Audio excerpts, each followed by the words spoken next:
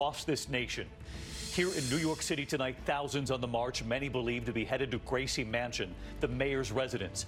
It comes after the city imposed that new 8 p.m. curfew starting tonight for the rest of the week. From Chicago to Los Angeles, where at this hour tens of thousands are in the streets there, part of multiple marches. And in Washington, D.C., thousands marching near the White House. Now it's believed they're headed to the Lincoln Memorial. And again today, most of the protests have been peaceful. But authorities are prepared for what could come after nightfall. Growing concern now on the 8th day of protests after widespread destruction in New York City overnight. Stores destroyed, the famed Macy's, damage at Rockefeller Center. Tonight, curfews in place across many major cities, hundreds of arrests. And this evening, authorities now investigating video in New York City showing a car slamming into a police officer. In the last 24 hours, at least 5 officers shot across the country, including one in Las Vegas in critical condition. Also tonight, President Trump and the backlash. Protesters of all backgrounds lining the streets in Washington as his motorcade passes by today. Tonight, the outrage 24 hours after peaceful demonstrators were hit with flashbang to clear the way for the president's walk from the White House to the historic St. John's Church, holding a Bible in a photo op. Asked if the Bible was his, he said it's a Bible. Tonight, church leaders expressing outrage, leaders in both parties outraged too. And what former President George W. Bush said late today. The massive crowds gathering in Houston tonight, George Floyd's hometown, thousands gathering to honor him. The mother of his 6-year-old daughter speaking out. And there's news tonight on the murder investigation. Will other officers be charged? If so, when? What authorities are now saying.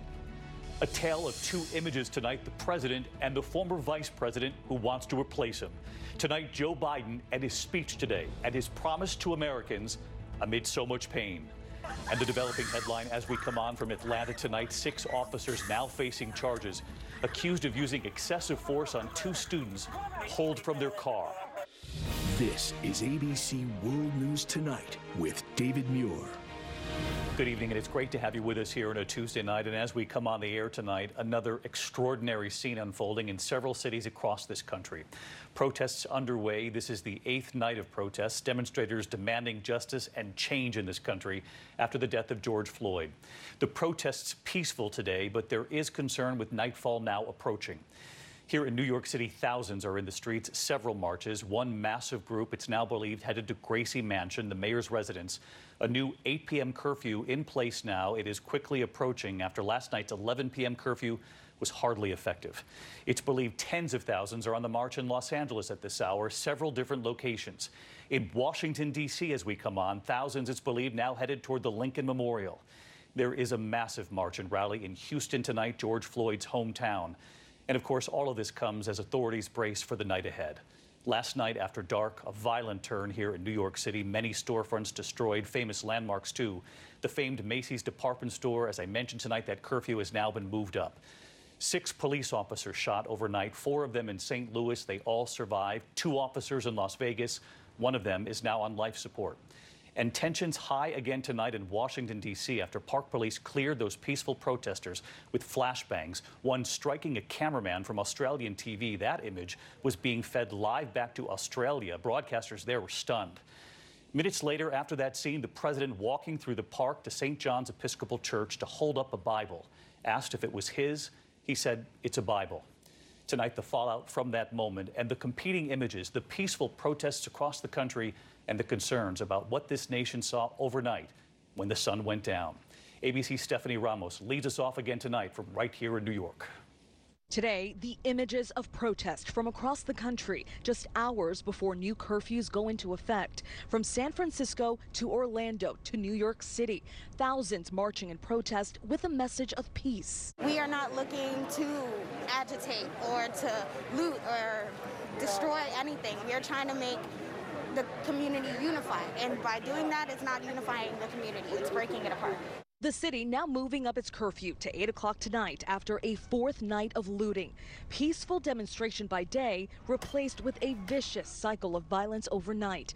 Windows smashed, stores ransacked from the Macy's flagship store to Rockefeller Center. The sun has gone down here in New York City, and there are clearly different groups that are out here facing off with police, shattering windows, along Fifth Avenue.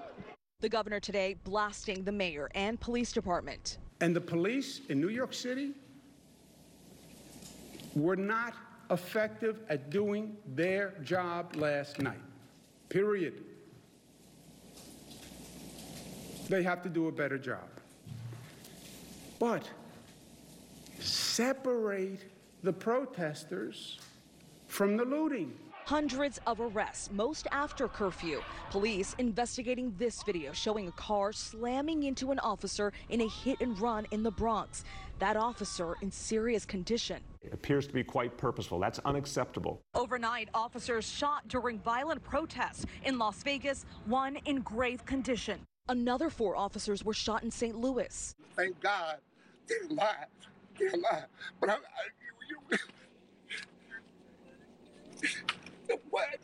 Can we make some sense out of this? Across the country, police tactics under scrutiny. LA's police chief sparking outrage after suggesting looters were as responsible for George Floyd's death as those fired police officers. We didn't have people mourning the death of this man, George Floyd. We had people capitalizing. His death is on their hands, as much as it is those officers. The chief later apologizing, calling his own words terribly offensive. Today, LA officers kneeling with protesters at a faith-based march. At times, police torn between patrol and protest. This officer in D.C. seen trying to kneel, only to be repeatedly pulled to his feet by his fellow officers. In Detroit, 16-year-old organizer Stephen Perez has been urging his fellow demonstrators to abide by the city's curfew. But they home safe. They don't got rubber bullets. They don't got tear gas. They're not dead. The mayor calling to thank him. And I saw your leadership. I have tears in my eyes. You are everything that's special about the city of Detroit. That young protester telling others to go home at curfew. Stephanie Ramos back with us here in New York. We see the large crowd behind you, Stephanie. We also know that curfew now goes into effect just a short time from now, 8 p.m., but a lot of protesters said they're not concerned about that. That's absolutely right, David. There are thousands of people marching across the streets of New York City. You can see them here. It will be very difficult to enforce this new curfew. This group, we've been following them for several blocks. They actually just got started a little while ago. All right, Stephanie Ramos with us again tonight from the streets of New York. Stephanie, thank you. Now to the fallout from the president's visit to St. John's Episcopal Church just after we were on the air last night here. The Park Police firing flashbangs, smoke canisters, pepper balls at peaceful demonstrators, apparently to clear the way for the president. We have learned it was Attorney General William Barr who gave the order. Tonight, church leaders are now expressing outrage. So are leaders in both parties. And here's our chief White House correspondent, Jonathan Karl. As President Trump rode through Washington today, citizens, including families with homemade signs, jeered the presidential limousine.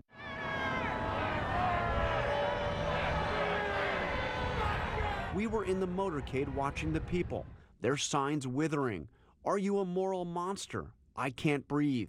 Today, outrage is growing over the forceful removal of peaceful protesters to clear the way for the president to hold a photo op at St. John's Church. It all began shortly after 6 p.m., the hour before Washington's curfew took effect. The protesters had gathered just a block from the White House gate. As the president prepared to speak in the Rose Garden, our camera spotted Attorney General Bill Barr surveying the scene. ABC News has learned the Attorney General then gave the order to remove the protesters by force. And so it began, continuing even as the president was saying these words. I am your president of law and order and an ally of all peaceful protesters. You could hear the explosions from the Rose Garden, the police using flashbang, smoke canisters, and pepper balls to force the protesters away. Among those roughed up, an Australian TV crew, the photographer hit in the face, his colleague hit with a baton as she tried to flee. After he was done speaking, the president, accompanied by his top advisors, walked to St. John's Church, crossing the street where the protesters had gathered less than an hour earlier. In front of the church, the president held up a Bible. Is that your Bible? It's a Bible. He summoned his advisors to pose for a photo before heading back to the White House. Among the first to express outrage, the Bishop of Washington, the spiritual leader of Episcopalians in the nation's capital, including the parishioners at St. John's. But he is not entitled to use the spiritual symbolism of our sacred spaces and our sacred texts to promote or to justify a entirely different message. The condemnation stretched across the political spectrum, including prominent Republicans. If your question is, should you use tear gas to clear a path so the president can go have a photo op, the answer is no. Republican Senator Ben Sasse said, quote, "I'm against clearing out a peaceful protest for a photo op that treats the word of God as a political prop." Even Pat Robertson, prominent televangelist and an ardent supporter of President Trump, had harsh words for the president. And it seems like now is the time to say, I understand your pain. I want to comfort you. I think it's time we love each other. But the president took a different course. Robertson lambasted the president for threatening to move military troops into American cities unless the nation's governors control the violence. Matter of fact, he spoke of them as being jerks. You just don't do that, Mr. President. It isn't cool. So let's get to John Karl back with us again tonight from the White House. John, I know you were in the motorcade today witnessing those protesters, their signs. The president, though, unwavering on this tonight. And also this evening, a former president now weighing in, John? Former President George W. Bush out with a powerful statement that condemns the, quote, brutal suffocation of George Floyd and says many doubt the justice of our country, and with good reason. President Bush does not mention President Trump by name, but he does express support for the protesters, saying, quote, "Those who set out to silence those voices do not understand the meaning of America or how it becomes a better place." That's President George W. Bush tonight, David. All right, John Karl, thank you again for this reporting throughout the day and this evening. Thanks. So there are also massive gatherings tonight in Houston, tens of thousands there. George Floyd, of course, died in his adopted city of Minneapolis, but he grew up in Houston. And among those gathering for the rally and march today, the mayor and the chief of police. ABC's Marcus Moore is there tonight. In Houston tonight, a sea of humanity and a wave of emotion. Hope that healing can begin. We want justice for Floyd, and I'm a black mother, and I heard this cry, and it hurt me to my heart. Tens of thousands marching across the city in memory of George Floyd. I just feel like there's something powerful going on right now, something that should have been done a long time ago. The crowd has doubled in size at least since I last talked to you. The march, supported by city officials and organized with help from local rappers Bun B and Trey the Truth. Truth, a longtime friend of Floyd. It's a beautiful moment. We're making George proud. This is George's family here. We're making them proud to show how many people love George. This scene coming a day after Floyd's brother Terrence visited the Minneapolis intersection where George Floyd took his last breath. I need you and Pops to watch over me. Floyd died May 25th. He'd worked in Minnesota as a security guard, but he was a child of Houston's 3rd Ward, where a new mural now bears his image and reads, "Forever breathing in our hearts." He was a star tight end on the Yates High School football team, and he was a father to 6-year-old Gianna.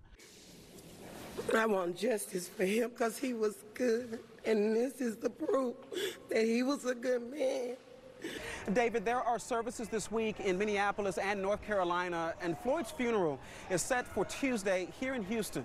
The family's attorney says Vice President Joe Biden is expected to attend. David? All right, Marcus, thank you. Joe Biden, they're saying, expected to attend. No formal confirmation of that as of yet. But the former vice president speaking out today about President Trump, that scene in front of St. John's Church outside the White House, and Biden with his own promise to Americans in this time. Here's Mary Bruce.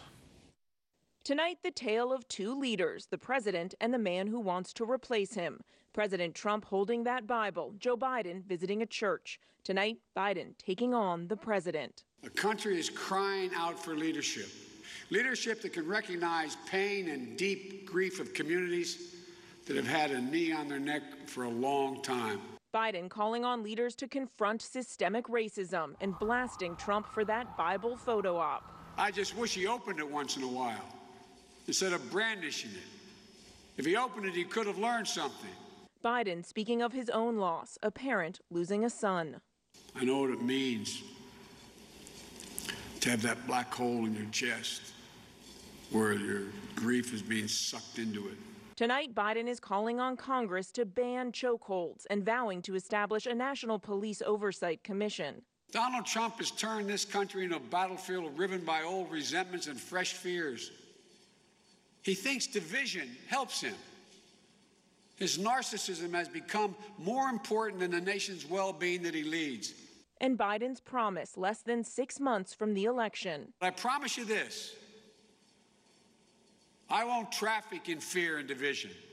I won't fan the flames of hate. I'll seek to heal the racial wounds that have long plagued our country, not use them for political gain. Now, this was Biden's first public address in months, but as the country opens up, we can expect to see more of Biden out on the trail, especially as he looks to draw these sharp contrasts with President Trump. And his campaign is defending the decision to lay low these past few weeks. They say just look at the poll numbers, which show Biden on the rise. David. Mary Bruce tonight on the race for 2020. Thank you. We're also following a developing headline out of Atlanta tonight. 6 Atlanta police officers have now been charged for using excessive force against 2 college students. You'll remember that body cam video showing officers dragging them from their car and using tasers on them. The mayor in Atlanta outraged, and ABC's Steve Osunsami from Atlanta tonight. The 6 officers accused of using excessive force have until Friday to turn themselves in. In the middle of the chaos that was tearing through downtown Atlanta Saturday night, and in pictures now viewed across the world, the officers are seen shooting a stun gun at 2 college students and dragging them out of a car. Messiah Young and Tanaya Pilgrim were out after the new curfew, explaining that they were just getting something to eat when they got stuck in traffic during a protest. I actually thought both me and Messiah were gonna die. Like, the way everything happened so fast, there was no telling what could happen in the next moment. This just needs to cease.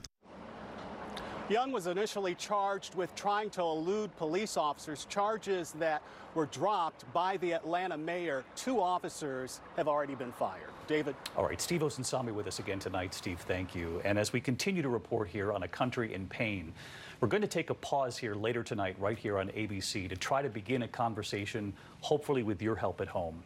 I hope you'll join Robin Roberts, Byron Pitts, and me for an ABC News special, America in Pain, What Comes Next?